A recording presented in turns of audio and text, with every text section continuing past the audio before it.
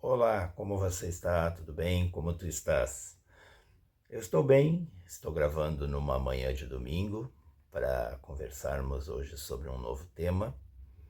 E antes eu só queria dizer que o vídeo da semana passada sobre a situação política e econômica do nosso país, ainda que tenha sido, claro, tratado de uma forma assim rápida, ele rendeu bastante reflexão, o tema. Eu recebi vários comentários no meu WhatsApp, no meu Instagram, e alguns comentários também foram deixados no YouTube. Aliás, comentários que me fizeram refletir bastante, porque as pessoas escrevem bastante, escrevem muito bem. E tanto que quando eu estou lendo eu penso, poderia ter dito isso no vídeo, olha só. Mas fica ali no comentário para que quem porventura entrar para ler os comentários vai ter também acesso a essa mesma reflexão que alguém que acompanhou o vídeo deixou lá. É muito interessante ler comentários, eu gosto. No vídeo de hoje, eu fico pensando assim, o que eu vou falar? Porque ao longo da semana eu pensei em tantas coisas, porque a gente não tem folga, né, gente? Todo dia acontece algo, todo dia acontece algo que nos provoca essa vontade assim de sentar e conversar com alguém a respeito. Mas ao longo da semana eu pensei muito na questão da espiritualidade. Não deixei de pensar também na questão religiosa, que são duas coisas bem diferentes. Nem todo mundo entende dessa maneira. Pensando na questão da espiritualidade, atrelada às vezes à questão religiosa, eu comecei a perceber que durante a minha vida eu vi vários exemplos de, de tentativas de fazer com que as pessoas se encaixem, se moldem, silenciem desejos, se acomodem em função de dogmas. Vou dar um exemplo.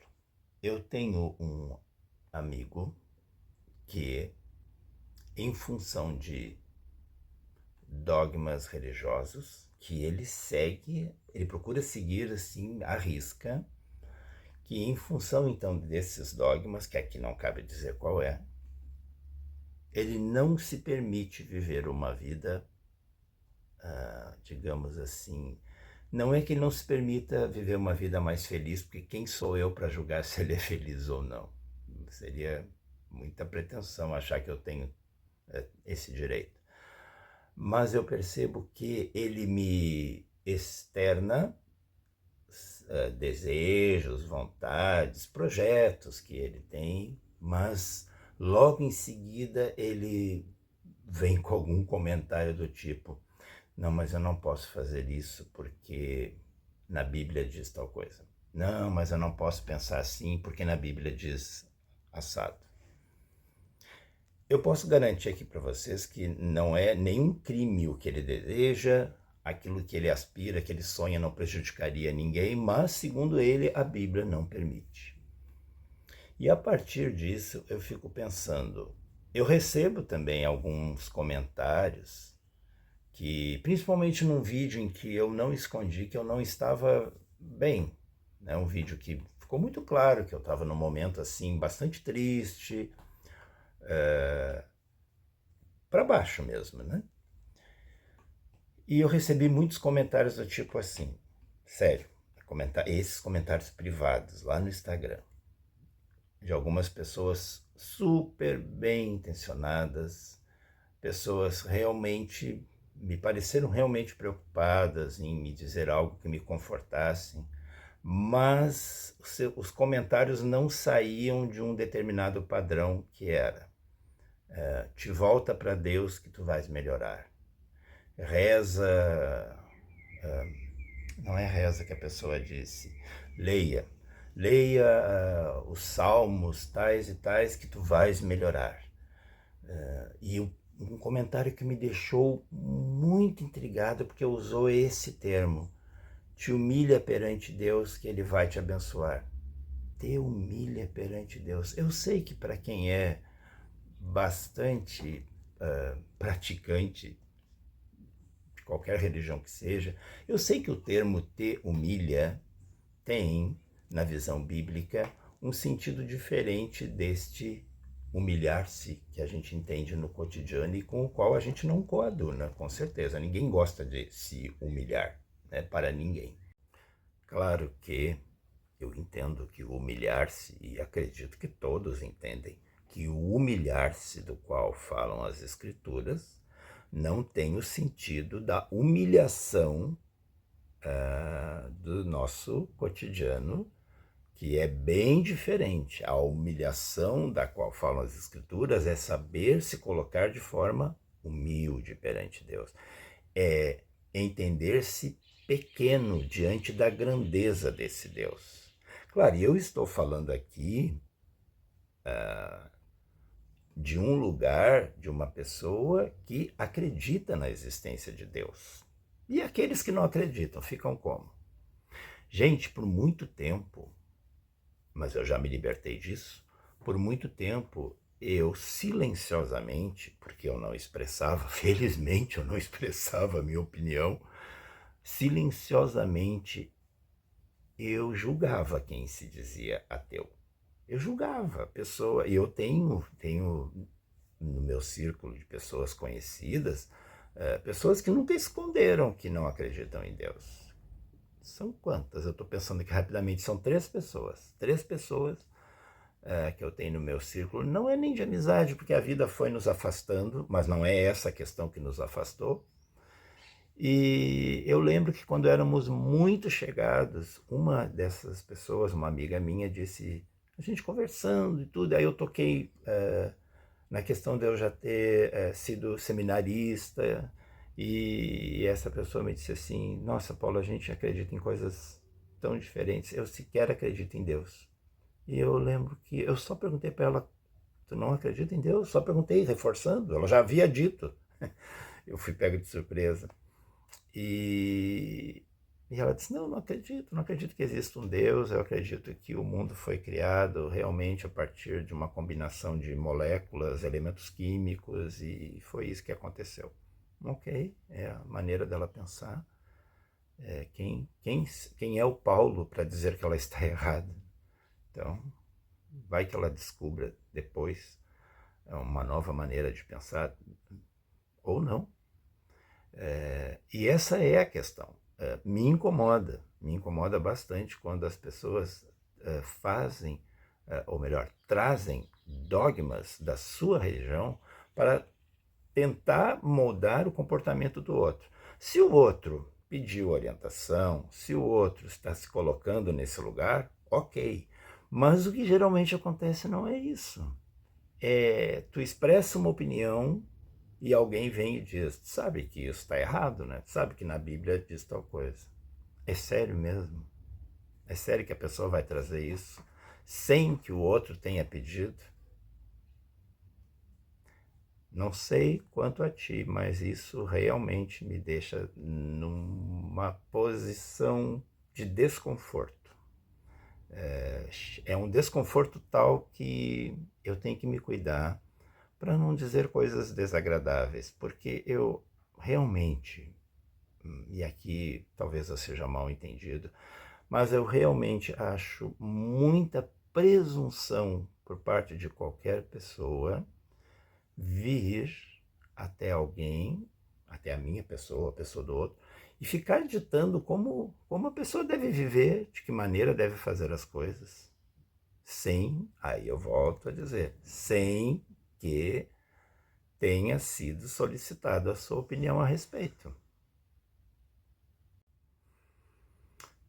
Isso me faz pensar que, com certeza não aconteceu só comigo, acontece com a maioria das pessoas, com a maioria. E isso não são vozes da minha cabeça. Psicólogos dizem isso, sociólogos dizem o que eu vou aqui repetir. A gente passa boa parte da vida, e alguns passam uma vida inteira, desejando ser aceitos, compreendidos, amados, queridos. E para isso, alguns de nós entendem que, e confundem também a expressão dar a outra face. Nossa, aqui eu trouxe algo assim que me causou muitos problemas ao longo da vida. Essa frase bíblica ficou muito tempo ditando a minha maneira de me relacionar com as pessoas. Dá a outra face, dá a outra face. E o que acontecia? Às vezes as pessoas me diziam monstruosidades e eu, em lugar de rebater, argumentar, no meu íntimo eu pensava: Paulo, respeita, é a opinião dele, ouve, é a opinião dela, escuta. Que isso, gente. Felizmente eu posso dizer que hoje eu não sou mais essa pessoa, porque eu lembro de uma história que aconteceu comigo que parece hoje inacreditável. Inacreditável que eu tenha ficado quieto. A única coisa que eu fiz foi me afastar desta pessoa. Foi certa vez que eu estava, lembro, tomando um café numa cafeteria, felizmente não era na minha casa, felizmente não trouxe essa pessoa para minha casa. Estava tomando café com alguém que era das minhas relações, posto que havia entre nós uma ligação familiar. E estávamos ali tomando aquele café e conversando, e essa pessoa me perguntava umas coisas, eu perguntava outras, até que chegou uma determinada questão, que aqui não importa nesse momento qual era, mas essa pessoa, ao terminar, quando eu terminei de falar, ela olhou para mim e simplesmente disse assim: tu sabe que perante Deus isso que tu está dizendo está errado, né? Tu sabe que isso que tu está falando isso que tu está falando que tu faz é um pecado. Sabe que isso não é nem normal, né? Assim, pecado, anormal, errado, sabe? Eram várias palavras. E elas seguiram, não foram só essas três. E eu fiquei olhando para aquela pessoa. Tudo o que eu disse, eu lembro hoje, foi: é sério que tu realmente pensa isso? Não, não sou eu que penso, disse ela. Não sou eu que penso. Deus pensa assim, está na Bíblia. Hoje eu teria olhado para aquela pessoa e dito assim: pois então vamos falar de Bíblia aqui. Vamos falar de Bíblia aqui, porque eu também sei bastante coisas da tua vidinha que tu acha que eu não sei. E vamos começar pela questão do adultério, porque eu sei que tu é adúltera. Eu deveria ter dito isso. Hoje eu diria, porque era do conhecimento de toda a família. De toda a família. De amigos. A cidade toda sabia disso. Estou exagerando. Mas eu falo agora de uma posição de quem hoje fica... Eu fico indignado comigo mesmo. Por que aquele silêncio? Por que eu não revidei no mesmo padrão, assim, no padrão completamente revoltante que ela usou? Um padrão assim de julgamento. Que postura foi essa? Quem é essa pessoa que senta na frente de alguém e diz: isso que tu tá fazendo é pecado, isso que tu tá fazendo é errado, anormal, só não era ilegal, segundo ela, e não era. Então eu penso, vale a pena a gente, o aprendizado que eu tiro dessa situação,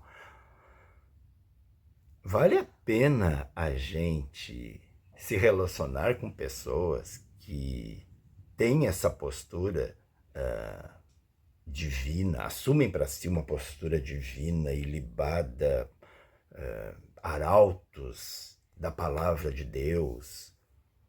Jamais, aí é que tá, a minha relação com Deus é essa. Jamais o meu Deus, que é um Deus de amor, que não é um Deus de preconceito, um Deus de ódio, um Deus inquisidor, um Deus vingativo. O meu Deus não é esse Deus do Velho Testamento. Não, o meu Deus é o Deus Pai, é o Deus do amor, é um Deus da compreensão. É um Deus que diz: meu filho, minha filha, Quem sabe a gente repensa algumas coisas que tu vens fazendo. Repensa no sentido de que talvez isso te esteja machucando, te fazendo mal. Isso não vai te levar a um lugar de felicidade, a um lugar de realização pessoal. Esse é o meu Deus. O meu Deus não me diria: tu é um pecador, tu vais para o inferno, tu vais arder. Esse não é o meu Deus. E o que eu aprendi, tendo ficado calado quando eu poderia ter dito: vamos conversar do teu adultério, então, perante as palavras que tu usas, que são as palavras bíblicas. Eu deveria ter dito naquela vez: sabia que em alguns países isso que tu fazes seria motivo para que tu fosse colocado em praça pública e apedrejado até a morte? A gente perde a oportunidade de dizer certas coisas para pessoas para pessoas que acham que têm o direito de nos dizer o que passa pela sua cabeça. É isso. Desculpa o desabafo aqui, eu sei que eu me alonguei, mas a minha intenção é poder te dizer, para tu que tem essa paciência de estar me ouvindo, é poder te dizer: não permita que ninguém, em nome de Deus ou de quem quer que seja, e aí entra até o nosso vídeo da semana passada, seja em nome de Deus, seja em nome de ideologia política, não permita que ninguém venha te dizer como tu deve agir, exceto se tu fores pedir para essa pessoa orientação, porque daí tu abriu margem para isso, certo? Mas eu continuo achando que as melhores pessoas para a gente sentar, conversar e pedir uma orientação são, além de amigos, além de familiares, que não usem essas ferramentas questionáveis para dizer como a gente deve agir. Eu ainda penso que os melhores são psicólogos bem formados, psiquiatras bem formados e que conversem conosco a respeito daquilo que possa estar nos afligindo.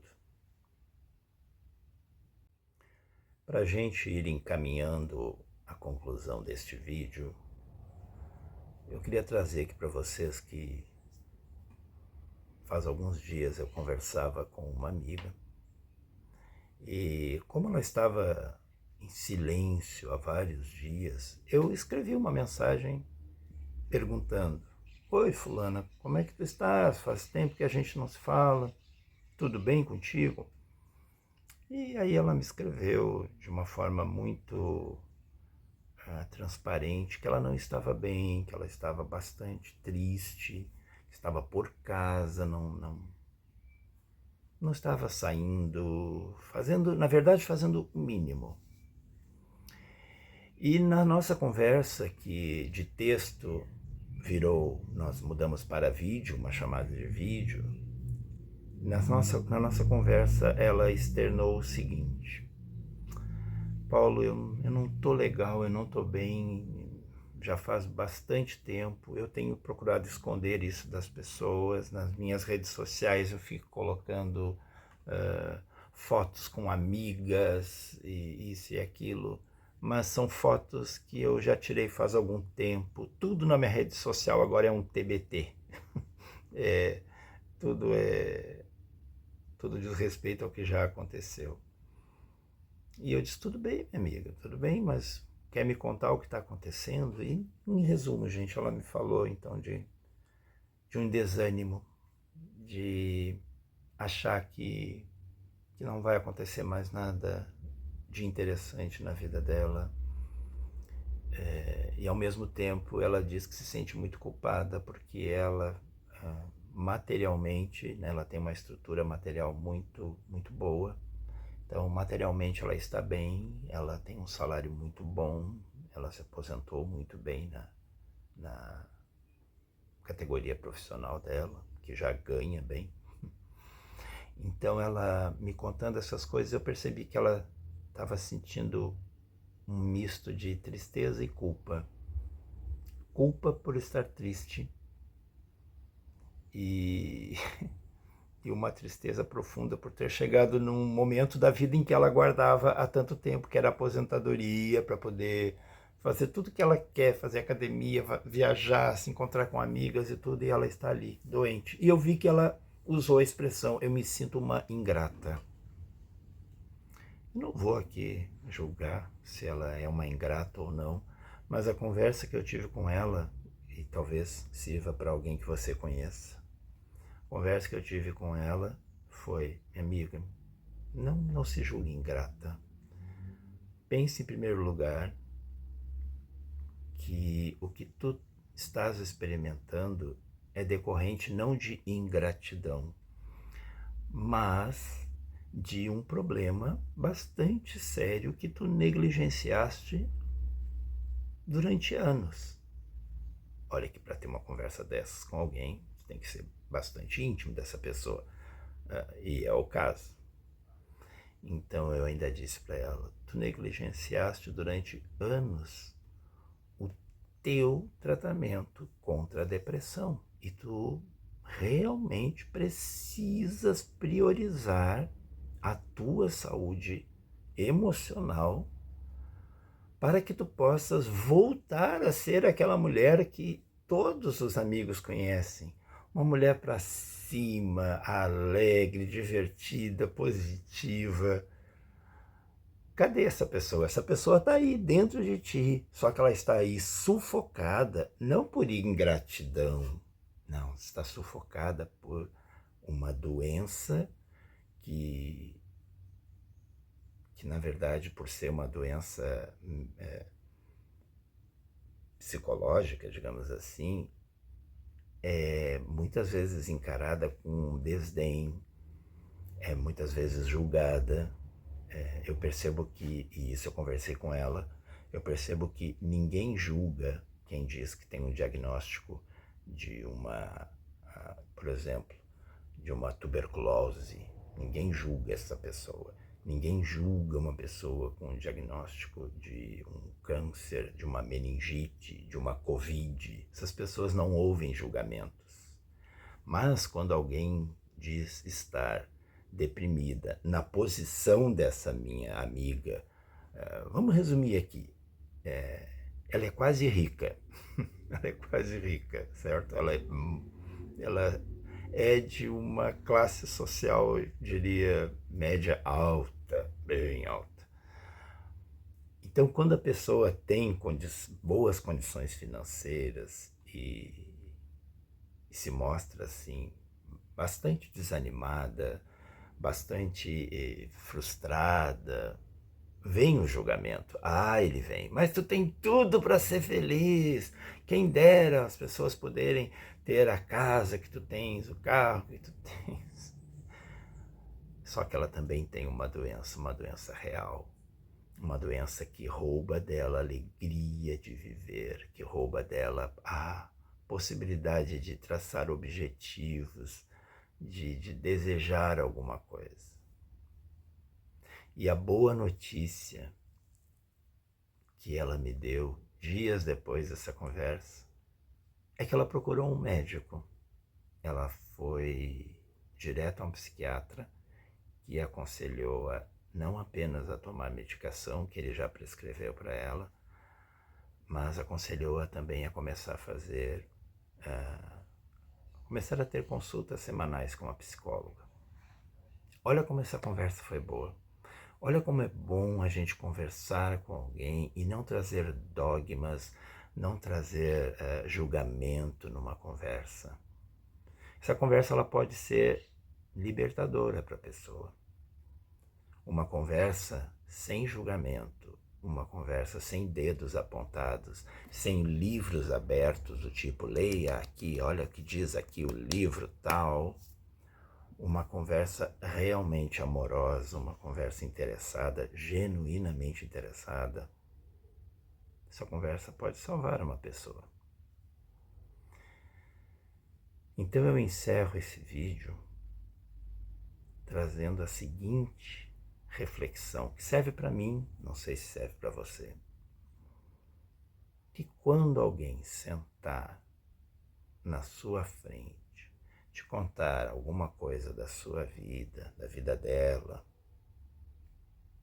use de todos os argumentos que possam tornar aquele momento de fragilidade, aquele momento em que a pessoa se despe diante de ti e compartilha contigo situações que ela está passando, sentimentos que ela está vivenciando e com os quais ela não está sabendo lidar, procura, em primeiro lugar, não julgar.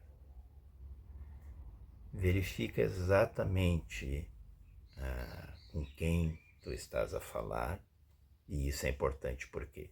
Porque com algumas pessoas tu podes sim usar um argumento dentro da tua crença religiosa. Com outras pessoas é melhor que não use, porque nem sempre aquilo que é bom para ti, nem sempre aquilo que é o melhor para a tua pessoa será também para a pessoa do outro. Nós precisamos sim respeitar essa individualidade, precisamos respeitar sim as diferenças, a diversidade que existe, e apenas fazer com que as nossas palavras sejam palavras de amor, sejam palavras de carinho, genuíno, verdadeiro, e jamais palavras de julgamento, jamais palavras ancoradas em um preceito, seja religioso, seja qual for. Por que não? Deus não precisa que tu fiques o tempo todo usando o nome dele. Deus não precisa que tu fique usando o nome dele em cada situação do dia. Deus não precisa que tu sejas o arauto